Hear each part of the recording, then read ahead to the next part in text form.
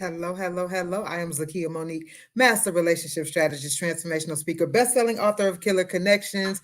And today we are here to talk about this topic that has been explored a whole lot. But hopefully there will be some gems that will shine a little bit differently for you in some way. So good morning, good morning, good morning. Also, let me know where you're from in the chat. I do talk back, even if it is after the live stream is done. I do talk back to you. We're talking about female narcissism and witchcraft, but before that, I want to invite you to my complimentary membership, which is the safe space where you can kickstart your healing process, even if it's from rejection, right? We're going to talk about rejection and its connection to narcissism. And many people who are narcissists probably don't know that they're narcissists. They just do what works for them. And it just so happens that all of the narcissistic traits work for them to protect themselves. And so kickstart your healing process by going to www.zmsafespace.com. There you can find information about soul ties and just so much information that will help you to get better, right? Because ultimately that's what we all want to do. So, yes, today, female narcissism and witchcraft, okay? Because, we get to talk about witchcraft, people are like, ooh, we. And we're not going to delve too much into witchcraft, just to understand that there are a lot of things that happen when you're in the midst of narcissism that you, in my view, based on what I believe, you open up the door for you to be used by the enemy. And so that then leads you onto the other side, which oftentimes witchcraft is linked to narcissism. But let's talk narcissism from a female point of view, because when we think of narcissism, we tend to reserve that for men. Right. So how many times have we heard somebody say something about narcissism and we automatically thought man? We automatically thought it was a dude. We automatically thought that it was, him. It wasn't a her. And that's where we make our first mistake, because many of us were raised by narcissists. That single mother became a narcissist. And how do we know that? Well, because narcissism is rooted, the root of it is rejection, abandonment, severe pain, and trauma. And this means that narcissism is genderless. It's genderless. There is no specific gender. There is no specific person. It can be anyone that is severely hurt, that deals with a great level of trauma. And this is why I usually tell my clients, hey, listen, if you date someone, find out who they were in their childhood, because that's what you're going to have to unpack more than likely. Okay. So unless that person has gone to counseling or gotten a coach or something, you're going to deal with what they dealt with in their childhood. That child is going to keep peeking in. That child is going to keep showing up. In a woman, that little girl keeps showing up for validation that her daddy didn't give her. That little girl keeps showing up, or whatever. In fellas, that boy keeps showing up because he needs to be nurtured. He needs to be nurtured. He needs that mother support if he didn't get it before. That boy keeps showing up because he didn't learn how to fully transform into a man. And so until you heal, the kid in you keeps showing up for that thing that they were missing. And that's just the truth, right? And so I always tell my clients, make sure you get to know who they were as a child, because oftentimes that's going to really dictate what it is you deal with in adulthood until they get healed. And so I believe, you might not share this belief, and that's okay, but I believe that narcissism is a spirit that is ruled by those cores we talked about, but it is a spirit. And that means that if it's a spirit, it can be cast out. Now, we tend to think that there is no cure for narcissism. And I'm going to tell you why we think that. Because the world, when something is too hard for the world, we automatically deem it can't be cured. It can't be fixed. And we cast that over there. Okay. So when it's too hard for the world, then no, we're not doing that. We can't do that. I'm here to tell you that narcissism can in fact be healed, but it takes a lot because of the associated spirits with it. Because of the associated spirits with it, that you have to cast all of that stuff out. You have to continue to fast. You have to continue to pray. And because most people don't want to stay on the post that long, most folks can't dance to a whole song nowadays. Because of that, people tend to say, no, never mind. It can't be done, because it ain't done in a day. It ain't done in a month. Sometimes it takes years. Why? Because those spirits are strong. Those spirits are thick. Those spirits are heavy. You know what I'm saying? Because they've been there a long time. Typically, the person that you encounter in their 30s and 40s, when you start to realize they're narcissists, 50s and 60s, that stuff been with them for 50 and 60 years. 30 and 40 years. You can't expect to break something that has accumulated skins and scales for 30 years, 40 years. You can't expect that. You can't expect it to break overnight, to break in a month, to break in a day. Sometimes it takes years. And oftentimes we just not willing to devote the time to fast and pray to get that thing done. So that's just what I believe. But you got a lion spirit that go with it, arrogance. You got manipulation. Is so much that go with it that it is hard, but it is not impossible. Okay, because to say that narcissism cannot be cured is to say that God is bigger than God, and it's too hard for God, and we can't say that. Well, I won't say that. Okay, so let's talk about some traits of feminine narcissists, right? And to be honest with you, the traits are the same, but it's just kind of a little, it's kind of tweaked a little bit, but the traits are the same. Okay, they're the same. They just show up differently because in women, we're not, this is our friend. In women, this is our mother. In women, this is our sister. So us trying to see narcissism in our sister is hard. Us trying to see narcissism in our mother is hard. Us trying to see narcissism in our grandmother is hard. Us trying to see narcissism in someone that we don't think could qualify for it is hard. But I'm here to tell you that it is true. It happens a lot. All right. So let's go through these traits really, really quickly, and then I'll be out of your way. And I just thank you guys for watching the videos. I thank you for the love. I thank you for the support. I thank you for all that you have done for the channel, for the YouTube channel. Thank you. I appreciate the new subscribers. Welcome. Let's get into it. So number one, this is probably one of the biggest, if not the biggest traits, one of the biggest traits of a narcissist, especially a female narcissist, is she must be the center of attention. She must be the center of attention. That means that every story that's told, she got a story too. If you got a story, my cousins, aunties, sisters, brothers, nephew, and you like, who? Oh, that ain't nothing. You should have seen when oh, girl, please, let me tell you what happened to me. You could be crying your eyeballs out. Oh, let me tell you what happened. Oh, no, that ain't nothing. And you like, it's something to me.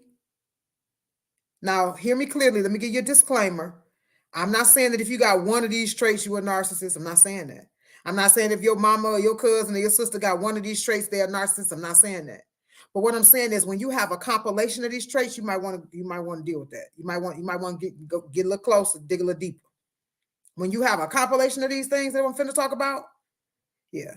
But when you must be the center of attention, when you are the victim or the hero of every story, the victim or the hero of every story, every time a story is told, either it was done to you or it was done by you. You had to get the glory because, honey, it would have been done if it wasn't for you.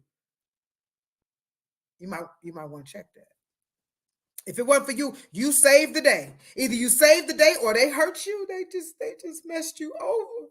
Everybody just victim or the hero of every story. They need a lot of validation. Why? Because the core of the narcissism is rejection and abandonment. So they didn't get it before. And the thing about it is, the thing that's dangerous about narcissism is it doesn't have to be rooted on a real rejection. Sometimes it was perceived. Sometimes they just felt like they were. They really weren't. Sometimes they really weren't abandoned. Sometimes it was the fact that the parent died. If the parent died, they didn't abandon you on purpose. Like they didn't have, maybe they didn't have a choice. But because it was perceived. So sometimes a person can be the root of the rejection or the abandonment that's in their heart is not even real. It's not even realistic, but it's real in their world. But then they need a lot of validation because they didn't get it before. So now they need all this validation and they're going to get it.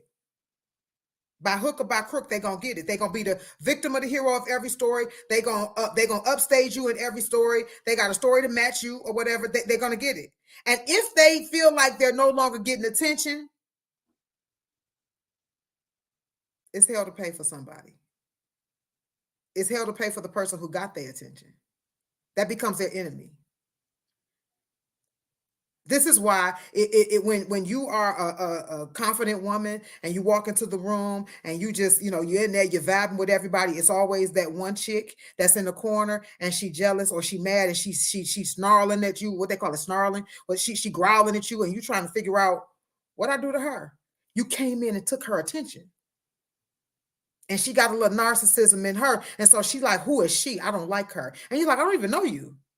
Why? A little narcissism. Why? Because before you walked in the room, she was the center of attention. Before you walked in the room, everybody loved her. Before you walked in the room, they were paying attention to her. It was all eyes on her. And then you walked in the room and stole her attention. You walked in the room and you stole the spotlight. You walked in the room and you took her validation. And she needed that.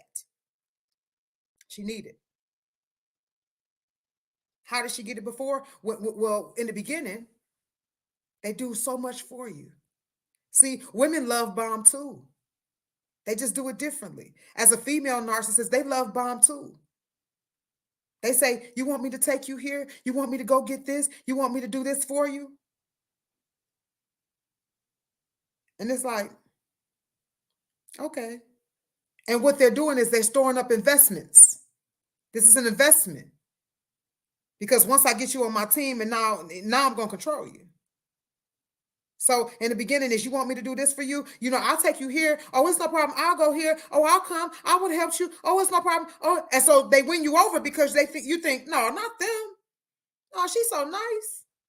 She's so nice to me. No, not them. They lay it on real thick. So thick that after a while you can't see. After a while, you couldn't imagine it being them. You couldn't imagine it. These are investments. They're storing up their investments for a return. And they're going to get that ROI, or like I said, it's going to be hell to pay. So number one, she must be the center of attention. If that means she got to outdress you, if that means she's going to have a face full of makeup on and it's 150 degrees, if that means that she going to have to upstage everybody. She got to do something to upstage everybody. Why? Because she's not comfortable in herself. Do you understand that what narcissism really means is that they have created a grand version of themselves to get this validation and attention? Because the truth is, inside they feel small. They feel small. They feel looked over. They feel rejected. They feel abandoned. They feel like they're not enough. They feel inadequate. And so as a result, they have to create a very big personality. Why? To stand out, to get the validation that they never felt that they got before. Okay. So number one, she must be the center of attention. Number two, easily offended and vengeful. She's easily offended and vengeful. Why? Because of the depth of her pain associated with rejection and abandonment at the core, the way that they see things, the way that she sees things is distorted. It's off. I told you once before, I've always said it, that when a person is offended, it's off-ended. When you break up the word, it's off-ended. And so therefore, when somebody's offended, when somebody's vengeful, when they mad, this is why God tells you let vengeance belongs to him, because you can't handle it. That's the truth. You can't handle vengeance, because vengeance will cause you to be off-ended. And when you're off-ended, now you're going to start making decisions from emotional standpoints. And see, then you start making power moves that leave you powerless. You see what I'm saying? Why? Because you're blinded by emotion. You're blinded by hate. You're blinded by the fact that you got to get them back. And then you start to say, I got to get them back at all costs. And then it caught you all. Right? So therefore, these people are easily offended. Why? Because of the hate and the rejection and the things that are in their heart has now caused them to be off-ended and to see the wrong way. And when they see the wrong way, now they take everything offensively. What you trying to say? What you trying to say? Everything is an attack, because what you trying to say? So at the first sign of you disagreeing with them, at the first sign of you telling them no, at the first sign of you enforcing a boundary, because let me tell you something, narcissistic people don't take too well to boundaries. You know why? Because they see boundaries as rejection.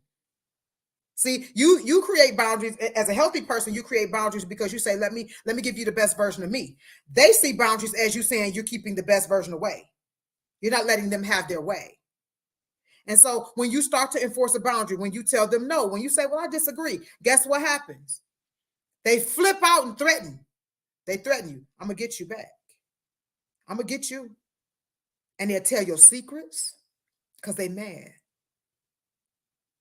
They'll withdraw money. They'll withdraw sex. They'll do why? Because they mad. Because you shouldn't have did this to me. Because when you do that to them, they're going to get you back.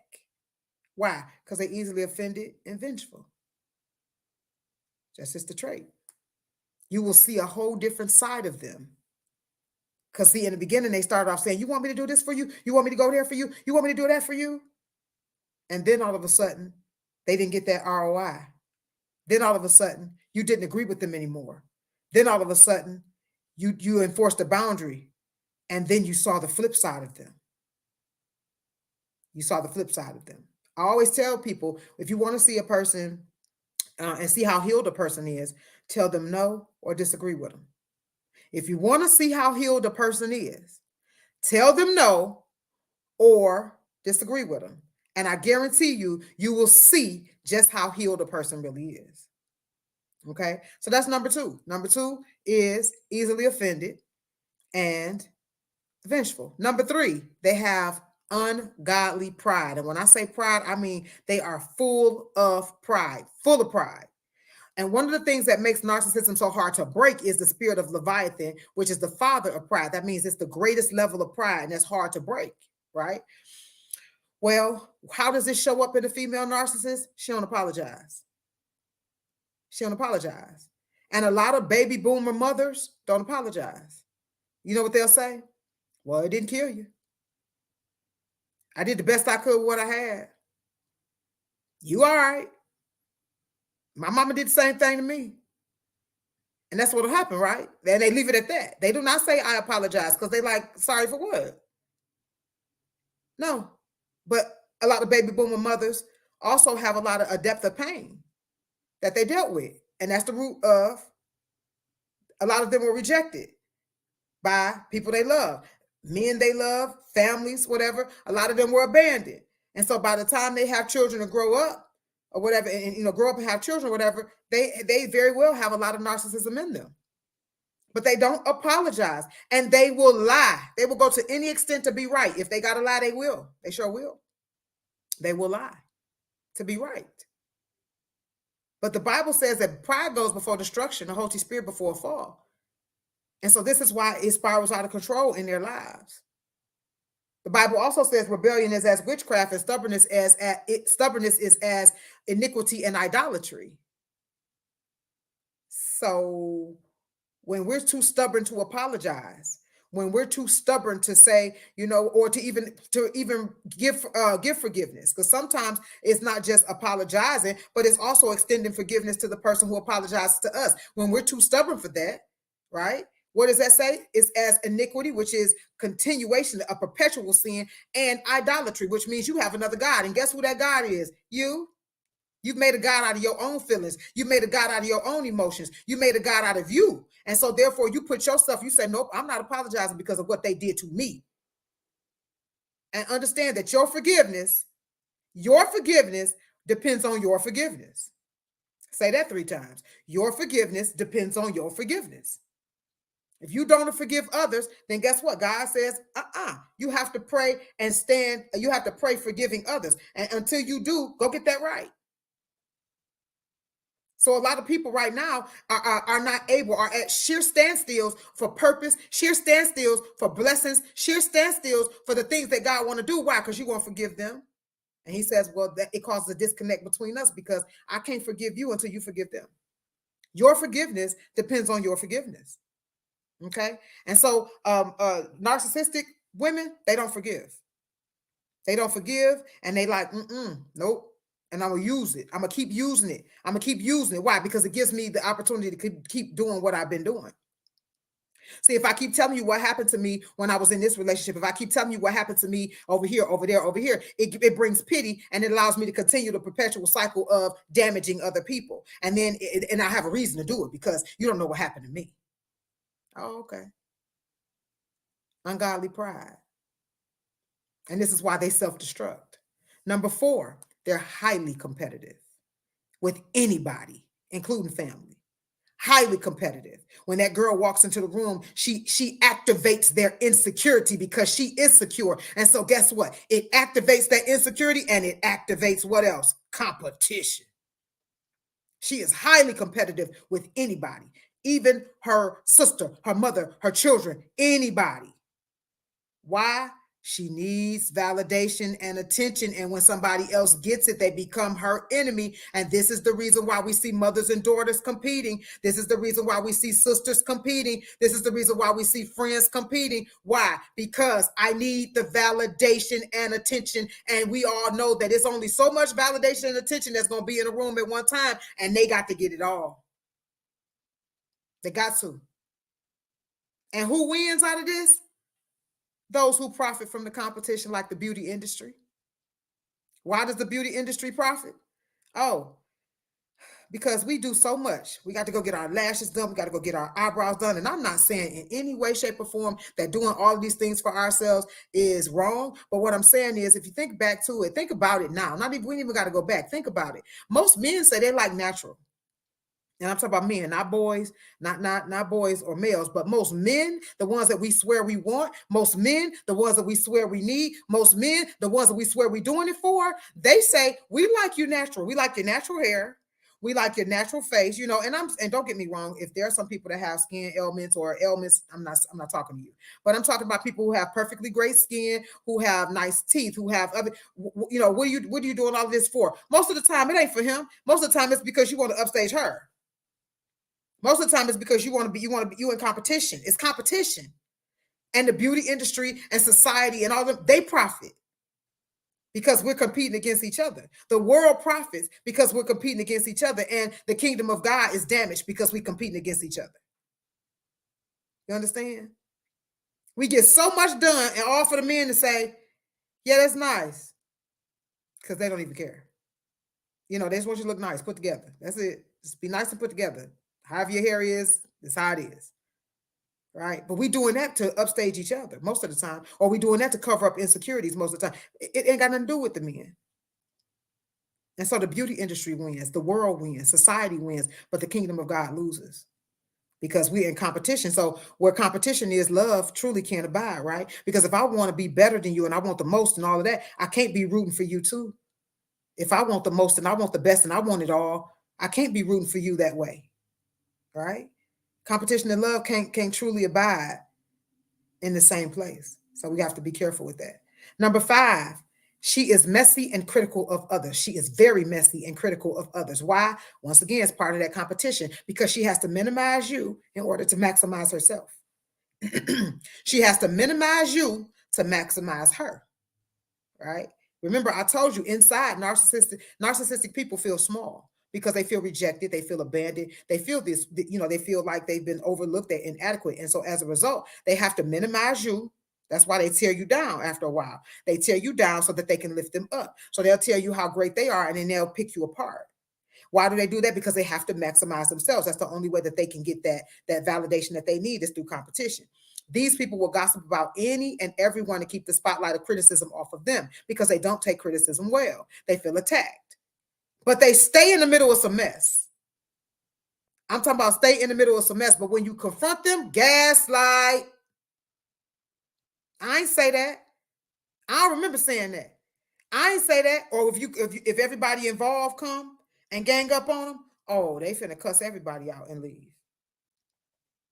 Or they're going to bully their way out of it. They're going to find the weakest link and they're going to try to make that weak link say, you ain't hear me say that, did you? Because they bullies too.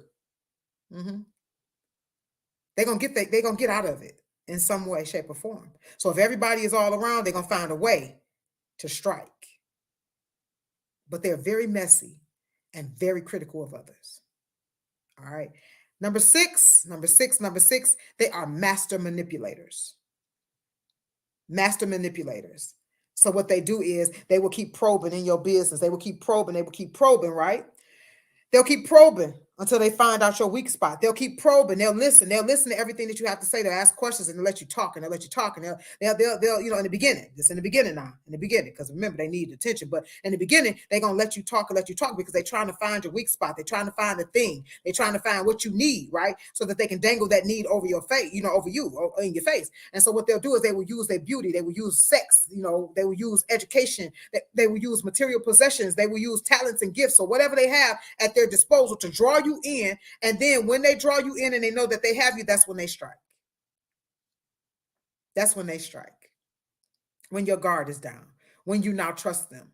They are master manipulators. They listen. They'll offer in the beginning. You want me to do this for you? You want me to do that for you? You don't want me to do. Why? Because they want you to get hooked on them. And then the minute you get hooked on them, they sweep the rug from up under you. Because now they got you. Now they got you. And when they can no longer control you, they will then control how other people see you.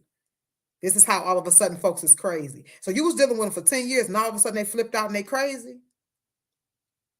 How's that? Oh, okay. This is why I encourage people all the time. Get your own understanding of a person. Get your own experience with a person. Now, am I telling you to go over there and get knocked in your head too? No. What I'm saying is don't just take somebody else's word for it and then slide on over there and believe what they say. No. Because you very well may be listening to the problem about somebody that's not the problem. You might be listening to the problem about somebody that's not the problem. Because they can no longer control that person. And now, because they can't control them, now they are here recruiting. They out here recruiting because they're like, well, if I can't control them, I'm going to control how other people see them. And so they go get a whole congregation of people to try to agree with them because they cannot exist alone. Why? They need validation. So they go get a whole crew of people to try to turn them against this one person so that they can get this validation and shine. Master manipulators. Masters. And the whole time, because you think a woman can't be a narcissist. Your sister can't be a narcissist. Your auntie can't be a narcissist. Your mama can't be a narcissist. Your friend can't be a narcissist. You think, no, that ain't them. They wouldn't do that. Yeah, pain will make them do that. And last but not least for today, I mean, there are many more, but yeah, there are many more. Understand me, there are many more. Number seven. Loved ones become props in their world. Loved ones and friends become props in their world. I'm David Ruffin, and these are the temptations. That's what happened. I'm David Ruffin, and these are the temptations. And you're like, I ain't your temptation. That's what happens. They children have to add to their image because they're very image driven. Because again, they got to get the right validation. They got to get the right appreciation. They got to get the right, so they're very image driven. So in front of people, they just love everybody. Everything's great between them and their family. And at home, everybody like, it's not quite how things go on a daily basis. Understand me. Loved ones become props because to a narcissist, they use everybody in some type of way. So they figure out a place for you, and then that's your place. That's your place. Okay. And so ultimately, their children have to add to their image. Their children are simply props. They don't care how they feel. Just do what I say. Do what I say. You got to look a certain way. You got to do a certain thing. You got to dress a certain way because you are my child, and that's what we do. Don't get me wrong. There's nothing wrong with keeping yourself up. But when you get to the point where you don't address your child's emotional stability, when you don't care about how they feel or you don't consult them, why? Because it's just important how they look and how they appear and how they show up for the sake of the family name. This is the reason why sometimes we will hide different things. This is why some of the women will run their daughters to the abortion clinic when they get pregnant at 15 or 14 because they don't want to be embarrassed. Not because it may ruin this child's future or anything. They don't care about that. It's because you can't embarrass me like this. Everything is about them and how it makes them look. Even their friends. If that friend it looks poor, I don't want to be around her. She looked poor. If that friend is fat and sloppy in their view, I don't want to be around her. She fat and sloppy. Why? Because she messing up my image, unless she makes me look better. Now, if she make me look better, she can go. You understand? But if she make me look worse, she can't go. She has to have people around her that she can control, and she will run every part of their life. She will run every aspect of their lives because they're all props in her world. And here's the thing. We have to learn that it's not them, it's the spirit that's in them. And we have to begin to pray and fast to break that off of them, and to be patient enough to understand that that spirit is not going to break overnight. It's not. These spirits have been with people for years, for decades. And we got to stop thinking that something that has been with us for decades is just going to break in one day. Now, don't get me wrong. God is a God of suddenlies. God can do anything but fail. However, 9 times out of 10, it's going to take time for that to happen. And we have to be willing to labor in, our labor of love for them has to become prayer and fasting to break it, because it can be broken. My Bible says, is there anything too hard for God? No, it's not. It can be broken. However, it requires consistent fasting, consistent prayer, and consistent speaking over it. It requires it. And many of us in the world don't have that tenacity for another person to really pray them through. And so therefore, it's easier to say it can't be broken. But it can. It can. All right. So those are 7 signs. If you find yourself, I'm going to tell you this again, it's a disclaimer. If you find yourself in one sign or another sign, that don't necessarily mean you're a narcissist, period. But that do mean you got some traits and you need to fix that. And if you need to fix it, this is one of the ways to do it. Go to the safe space and start getting your healing process going, because the more you get hurt, what happens is along the way, that narcissist, that extreme person that's at the end of the spectrum, that's hard to deal with, guess what? Once upon a time, they only had 1 of these or 2 of these traits too. But over the years of getting continuously hurt and continuously rejected and continuously hurt and continuously rejected, it keeps growing and growing and growing and growing. And after a while, they're at the end of the spectrum. So when you find that you have 1 or 2 of these traits, deal with them immediately. Don't let them continue to manifest. Because if they continue to manifest and you keep going through hurt and pain and all of that, it's going to continue to grow. And after a while, you find yourself all the way at the end of the spectrum where the spirit of Leviathan is. And the spirit of Leviathan is the king of pride. And it's very hard to break that. It's not impossible, but it's very hard to break through. And that's after years of being rejected, or perceived rejection, and perceived abandonment, and perceived drama or trauma. Okay? So that's what's at the root. And we have to learn to labor and pray with our people and get them the help that they need. So go to the safe space. If you have some of these traits and you need to turn those traits around before you go to the wrong end of the spectrum, safespace.com is a great place, because there is safe for you to heal.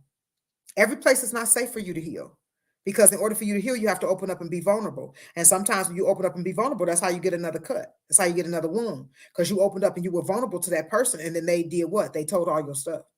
And that does what? That causes another layer. And you go closer and closer to that end. You see what I'm saying? So go to safespace.com, www.zmsafespace.com, and kickstart your healing process, because I don't care who you are. Every person has experienced some level of rejection. And if you don't deal with it and you keep letting it grow and grow and grow, you'll find yourself at the end of that narcissism spectrum. And then we'll be talking about you. These traits will apply to you. Okay? So again, this is not an all-inclusive list. If there are some more that you know, share them in the comments. But I definitely know there are a whole lot more. I actually had way more, but of course I have a meeting. So I love you guys so very much. I hope this is helpful. If not to you, but hopeful in you knowing who to pray for, right? If you see some traits in yourself, you know the help that you can get. But if you see these traits in others, you know who you can pray for, who you can begin to pray and fast for. Okay. So I love you so very much. And I want you to have a great evening. You are a great day, not evening, because it's still daytime, but I want you to have a great day on purpose. God bless you.